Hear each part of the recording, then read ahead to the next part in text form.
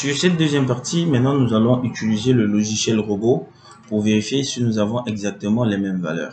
Premièrement, nous avons modélisé le profilé HEA directement 320 pour que ça puisse pas aller très doucement. Donc c'est appuyé comme on a dit là-bas. Donc on va mettre les charges. Ok, nous allons mettre carrément les charges. Ok, on a dit G et on a dit Q. Ok, donc je mets Q. Très bien. Donc je vais ici.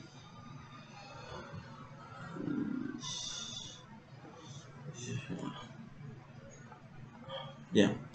Je vais venir ici sur G. On a dit G c'était une charge de 10 kN. Ok, c'était une charge de 10 kN.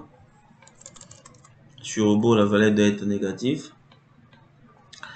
Je sélectionne ma poutre, je mets la charge. Ok, et Q c'était 20. Donc on prend Q, on met une valeur de moins 20 kN. Très bien. Voilà, on applique. Très bien. Donc je regarde ici. Voilà, pour voir, voilà les deux charges. Ok, appliquer 20 et 10. Très bien. Donc on revient ici. Ce qui nous reste, c'est de combiner ces deux charges. Je vais combiner ces deux charges. Ok, très bien. Je vais ajouter ls pour les vérifications des flèches qu'on a fait tout à l'heure. Donc on va vérifier exactement la même chose qu'on a fait manuellement tout à l'heure. Ok, regardez attentivement. Ici, nous avons calculé tout ça et nous allons lancer le calcul pour la descente des charges. Donc, comme sur robot, on a fait manuellement tout à l'heure, on va maintenant voir ça de façon avec le logiciel robot structural. Premièrement, qu'est-ce qu'on avait vérifié? On avait cherché le moment fléchissant. Donc, je vais venir ici, je vais mettre ls et vérifier quel est le moment fléchissant. Diagramme de barre, le moment fléchissant par rapport à y. De vérifier, nous avons trouvé une valeur de 348 exactement comme nous avons calculé avec la main. Avec la main, on a trouvé 348. Ici également, on a trouvé 348 exactement de la même façon. Ok, donc on va vérifier l'effort tranchant. L'effort tranchant, normalement, nous avons trouvé l'effort tranchant, c'était 174. Donc je coche FZ, je vérifie, on a l'effort tranchant de 174. Donc exactement qu'on a calculé manuellement, exactement qu'on a trouvé. Donc sur l'effort tranchant, on était en train de vérifier l'interaction entre les deux. Donc ici, ça nous montre exactement que ça nous donne exactement la même valeur. Donc il n'y a pas à aller de gauche à droite. Maintenant, il nous demande, on va calculer. Donc du coup, ici aussi, normalement, tout ce qu'on est en train de faire ici, ce sont des calculs. Donc, tout ce qu'on a passé le temps à vérifier manuellement sur le logiciel, ce sont des trucs que vous pouvez avoir en quelques secondes. Du coup, on peut vérifier également la flèche. Ok, par rapport à la vérification de la flèche, on a dit qu'on a trouvé 3,3. Ça y est là, 3,3 et la flèche admissible était 4. Donc, 3,3 inférieur à 4, ça veut dire que la poutre est stable. Il n'y a pas de problème avec notre poutre. Donc, on va vérifier ça manuellement avec le logiciel. Ok, la flèche, il faut vérifier à l'ls parce que la vérification de la poutre était à l'ls. Donc, je vais prendre ici, je dis la flèche. Ok, je vais prendre la flèche. Du coup, ici, nous avons une flèche.